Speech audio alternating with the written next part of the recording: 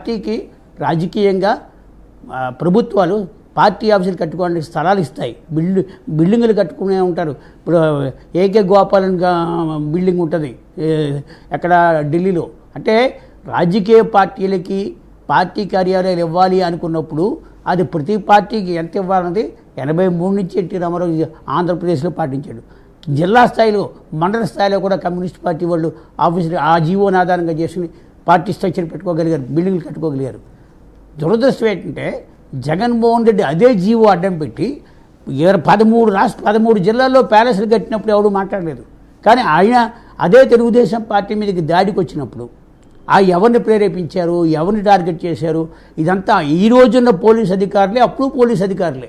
వాళ్ళు ఆ రోజు నిమిత్త మాత్రంగా ఉన్నారు, ఇప్పుడు చట్ట ప్రకారం పోతున్నారు. అంటే నేరం చేసేవాడికి చట్టం పట్ల భయం ఉండాలి అనే ఒక ఆలోచన లేకుండా.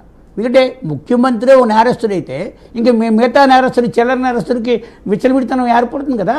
ఆయన ఆ రోజు ఎవరినైతే ఎంకరేజ్ చేశాడో ఇప్పుడు ఆయన సేఫ్గా ఉన్నాడు, వీళ్ళందరూ జైలుకు పోతున్నారు. పోనీ ఆయన తన 11 కేసుల్లో కానీ ఇంకొక 3 కేసుల్లో కానీ చట్టానికి తప్పించుకోవడానికి అసలు అది కేసు ట్రయల్కే తప్పించుకోవడానికి చేస్తున్నవాడు ఇక్కడ ఈ రోజు జరుగుతున్న అరెస్టులు చూసి ఆయన చెల్లిస్తాడని అనుకోవద్దు. ఎందుకంటే ఆయన ఆ రోజు అలవ్ చేశాడు.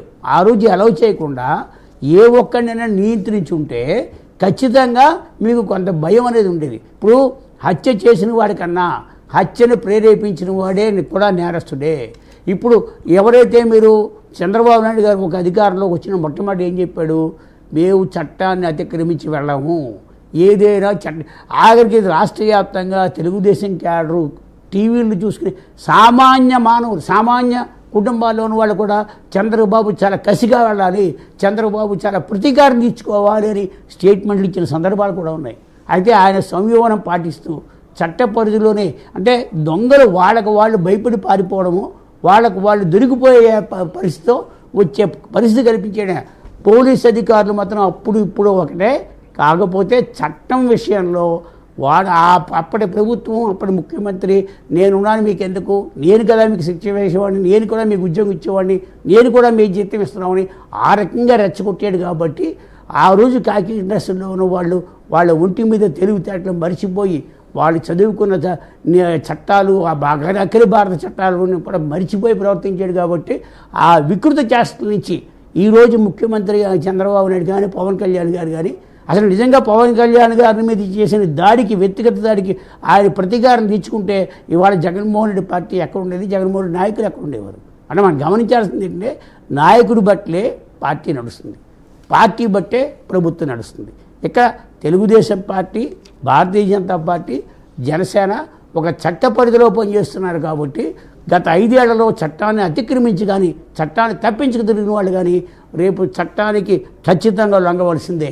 వాళ్ళు యాంటిసిపేటరీ బెయిల్ తెచ్చుకుంటారా, బెయిల్ వచ్చిందా, అదే జైలుకి వెళ్ళి బెయిల్ తెచ్చుకుంటారా, లేకపోతే జైలు శిక్ష అనుభవిస్తారా అనేది వాళ్ళ రాతలు జగన్ రాశాడు తప్ప ఇంకా వేరే వాళ్ళు ఎవరు రాయలేదు. వాళ్ళు కూడా రాసుకోలేదు, వాళ్ళ తలరాత కూడా జగనే రాశాడు.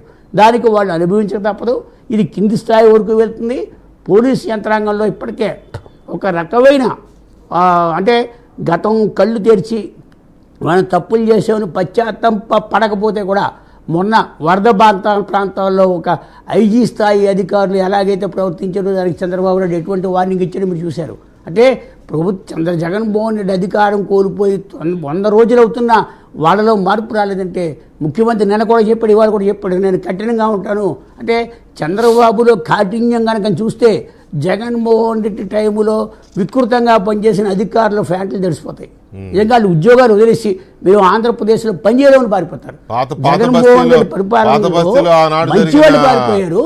ఆనాడు జరిగిన పాత బస్తీలో జరిగిన డిసిప్లినరీ యాక్షన్స్ చూస్తే చంద్రబాబు ఓచుకోత మత కలహాలు ఓచుకోత. అదే మత కలహాలు ఓచుకోతే కాదు, చంద్రబాబు నాయుడు వచ్చిన తర్వాత కంట్రోల్ చేసిన విధానం ఓల్డ్ సిటీలో ఆనాటి నుంచి ఈనాటి వరకు మళ్ళీ అలాంటి కలహాలు జరగల.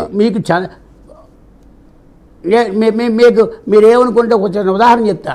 ఎన్టీ రామారావు గారు ముఖ్యమంత్రిగా ఉన్నప్పుడు కొంతమంది ఓవైసీని అరెస్ట్ చేస్తే వెళ్ళి దండలు పెట్టుకెళ్ళి అద్భుతంగా మీరు పనిచేశారని చెప్పిన 12 గంటలు దాటకుండా మళ్ళీ అప్పటి బీజేపీ నాయకుడిని ఆయన ఆ రోజు టైగర్ అని అనేవాడిని ఆయన అరెస్ట్ చేసి నాకు చట్టం ముందు అందరూ సమానమే, హైదరాబాద్లో మత కలహాలు జరగడానికి వీల్లేదు అని మొట్టమొదటి శాసించింది ఎన్టీ రామారావు. ఆ తర్వాత దాన్ని కంటిన్యూ చేసింది చంద్రబాబు అయ్యి ఉండొచ్చు. కానీ మొట్టమొదట 83 నుంచి 85 మధ్యలో అంటే అది ముస్లిం మత కలహాలు ఎలా ఆగవో చూస్తానని ఆపినాడు మొగాడు ఎవడంటే ఎన్టీ రామారావు.